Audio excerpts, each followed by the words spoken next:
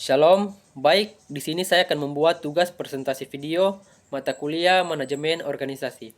Namun sebelum itu, perkenalkan nama saya Yuliardis Dinki Makaudis, NIM 2405003, jurusan Teknologi Informatika, Program Studi Sistem Informasi, mahasiswa semester 1. Jadi, tujuan presentasi dari saya adalah yang pertama menyampaikan informasi, memberikan data atau informasi penting kepada audiens. Kedua, meningkatkan pemahaman, mempermudah pemahaman materi yang kompleks melalui visualisasi. Ketiga, menyusun strategi, memaparkan rencana atau proyek untuk mendapat dukungan. Keempat, membangun pengaruh, meningkatkan kredibilitas dan pengaruh pemimpin atau presenter. Dan yang kelima, mendapatkan umpan balik, menerima masukan dari audiens untuk perbaikan. Pentingnya topik komunikasi dalam organisasi. Yang pertama, kemampuan menyampaikan pesan. Yang kedua, pemahaman yang baik tentang audiens. Ketiga, keterampilan komunikasi.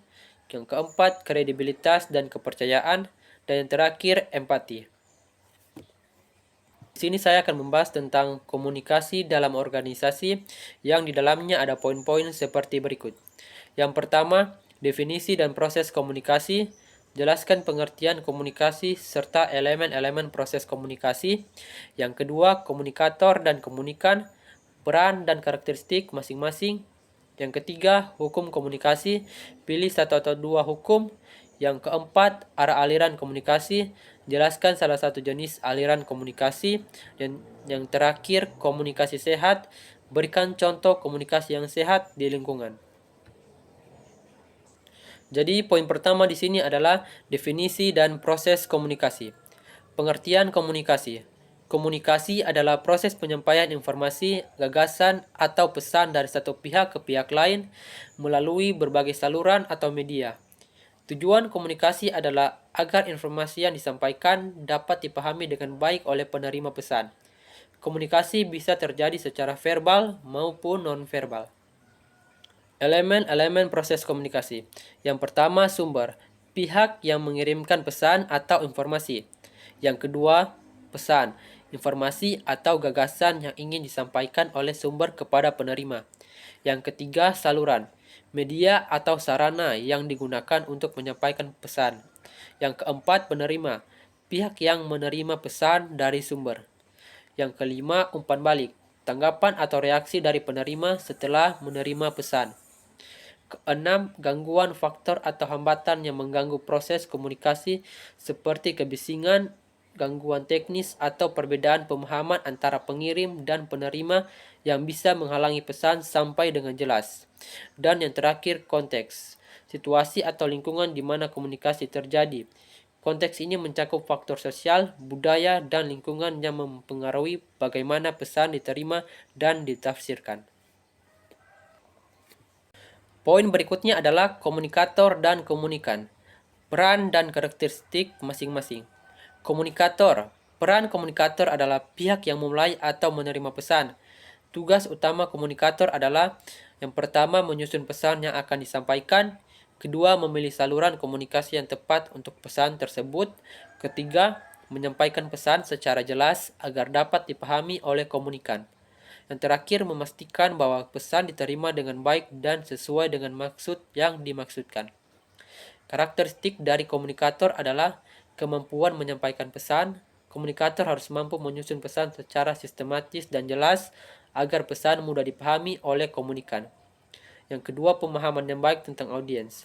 Komunikator perlu memahami siapa komunikan yang akan menerima pesan agar pesan yang disampaikan relevan dan mudah diterima. Yang ketiga, keterampilan komunikasi.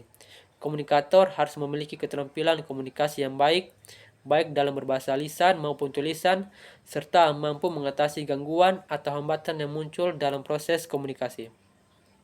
Keempat, kredibilitas dan kepercayaan. Komunikator yang memiliki reputasi atau kredibilitas yang baik cenderung lebih efektif dalam menyampaikan pesan. Komunikasi akan lebih diterima jika komunikator dihormati dan dipercaya. Dan yang terakhir, empati. Komunikator harus dapat memahami perasaan dan sudut pandang komunikan, serta menyesuaikan pesan agar sesuai dengan keadaan dan kebutuhan mereka. Yang berikutnya adalah komunikan. Peran komunikan adalah pihak yang menerima pesan dari komunikator. Peran utama komunikan adalah menerima, memahami, dan menafsirkan pesan yang dikirim oleh komunikator. Yang kedua, memberikan umpan balik kepada komunikator untuk menunjukkan apakah pesan telah dipahami dengan benar. Yang ketiga, menanggapi pesan yang diterima yang bisa berupa tindakan, perubahan sikap, atau perasaan. Karakteristik dari komunikan adalah kemampuan mendengarkan dan memahami. Komunikan harus mampu mendengarkan dengan baik dan memahami pesan yang disampaikan. Yang kedua, keterampilan menafsirkan pesan. Komunikan harus bisa menafsirkan pesan dengan tepat, mengingat bahwa makna pesan bisa berbeda-beda tergantung pada konteks dan persepsi individu. Ketiga, pengalaman dan pengetahuan. Latar belakang, pengalaman, dan pengetahuan komunikan sangat mempengaruhi bagaimana mereka menerima dan mengartikan pesan. Keempat, persepsi dan sikap. Sikap, nilai, dan emosi komunikan dapat memengaruhi cara mereka menerima pesan. Misalnya, sikap terbuka akan memudahkan penerima pesan, sedangkan sikap skepsis atau defensif bisa menghambat komunikasi. Dan yang terakhir, kemampuan memberikan umpan balik. Komunikan yang baik tidak hanya menerima pesan, tetapi juga memberikan umpan balik yang konstruktif agar komunikator tahu apakah pesan telah dipahami dengan baik. Poin berikutnya adalah hukum komunikasi, empati, dan clarity. Apa itu empati? Empati adalah kemampuan untuk memahami dan merasakan apa yang orang lain rasakan, serta menunjukkan perhatian terhadap perasaan mereka. Dalam komunikasi, empati sangat penting karena dapat menciptakan hubungan yang lebih dalam dan membangun rasa saling percaya. Cara menerapkan empati dalam komunikasi adalah mendengarkan dengan aktif, kedua memahami perasaan, ketiga menghindari penilaian. Pentingnya empati dalam komunikasi. Yang pertama, meningkatkan pemahaman. Dengan empati, kita lebih bisa memahami sudut pandang orang lain. Yang kedua, membangun hubungan. Ketika seseorang merasa didengar dan dipahami, itu memperkuat hubungan interpersonal, baik dalam konteks pribadi maupun profesional. Ketiga, meningkatkan keterbukaan. Orang cenderung lebih terbuka dan mau berbicara jika mereka merasa ada empati. Dan yang terakhir, mengurangi konflik. Empati membantu kita untuk tidak menghakimi atau langsung memberikan solusi, tetapi mendengarkan dengan penuh perhatian. Ini dapat meredakan ketegangan dalam percakapan yang mungkin berpotensi menjadi konflik. Berikutnya, apa itu clarity? Clarity adalah aspek penting dalam komunikasi agar pesan yang disampaikan mudah dimengerti oleh penerima. Komunikasi yang jelas menghindari kebingungannya, memastikan bahwa pesan sampai dengan tepat. Cara menerapkan clarity dalam komunikasi. Gunakan bahasa yang sederhana, jaga struktur pesan, dan yang terakhir, periksa pemahaman. Pentingnya clarity dalam komunikasi. Mencegah kesalahpahaman, pesan yang jelas akan mengurangi risiko kesalahpahaman yang sering terjadi karena penafsiran yang berbeda. Yang kedua, efisiensi. Komunikasi yang jelas menghemat waktu. Orang tidak perlu bertanya atau menginformasi pesan yang sudah disampaikan karena semuanya sudah dijelaskan dengan baik. Yang ketiga, menghindari ambiguitas. Dalam komunikasi, sangat penting untuk menghindari kata-kata atau kalimat yang bisa memiliki lebih dari satu arti. Kejelasan memastikan bahwa pesan tidak membingungkan. Berikutnya, arah aliran komunikasi. Jelaskan salah satu jenis aliran komunikasi. Jadi di sini saya mengambil arah aliran komunikasi ke bawah. Definisi komunikasi ke bawah adalah jenis komunikasi yang mengalir dari pihak yang lebih tinggi ke pihak yang lebih rendah dalam hierarki organisasi. Ini adalah salah satu bentuk komunikasi vertikal yang umum di tempat kerja dan organisasi. Tujuannya yaitu untuk memberikan instruksi, pengarahan, kebijakan, informasi penting, dan umpan balik kepada anggota tim atau bawahan. Ini juga berfungsi untuk memastikan bahwa tujuan, kebijakan, dan prosedur organisasi dipahami dengan jelas oleh seluruh anggota organisasi. Karakteristik dari komunikasi ke bawah adalah yang pertama, instruksional. Biasanya komunikasi ini mengandung perintah atau petunjuk yang harus diikuti oleh penerima pesan. Misalnya instruksi kerja atau prosedur yang harus dipatuhi oleh karyawan. Yang kedua, satu arah. Komunikasi ini sering lebih bersifat satu arah. di mana atasan memberikan informasi atau arahan kepada bawahan dengan sedikit atau tanpa umpan balik langsung dari bawahan pada saat itu. Yang ketiga, hierarkis. Komunikasi ke bawah selalu terjadi dalam struktur hierarki di mana pesan atau informasi mengalir dari tingkat manajer atau pimpinan ke tingkat bawah. Keempat, penguatan kebijakan dan prosedur. Komunikasi ini sering digunakan untuk menguatkan kebijakan atau prosedur yang sudah ditetapkan oleh organisasi. Hal ini membantu memastikan bahwa setiap anggota organisasi memahami dan mengikuti aturan yang ada. Dan yang terakhir, kontrol dan pengawasan. Komunikasi ke bawah juga berfungsi sebagai alat untuk pengawasan dan pengendalian, di mana pimpinan memastikan bahwa tugas dilaksanakan dengan baik dan sesuai dengan standar yang ditetapkan. Poin berikutnya adalah komunikasi sehat. Berikan contoh komunikasi yang sehat di lingkungan organisasi. Komunikasi sehat di lingkungan organisasi merujuk pada interaksi yang berlangsung dengan cara yang terbuka, jujur, saling menghargai, dan mendukung perkembangan pribadi serta profesional setiap individu. Komunikasi yang sehat menciptakan suasana kerja yang positif, memperkuat hubungan antar individu, dan meningkatkan produktivitas. Dalam konteks organisasi, komunikasi yang sehat mencakup keterbukaan, kejelasan, umpan balik yang konstruktif, serta pengolahan konflik yang baik. Contoh komunikasi sehat.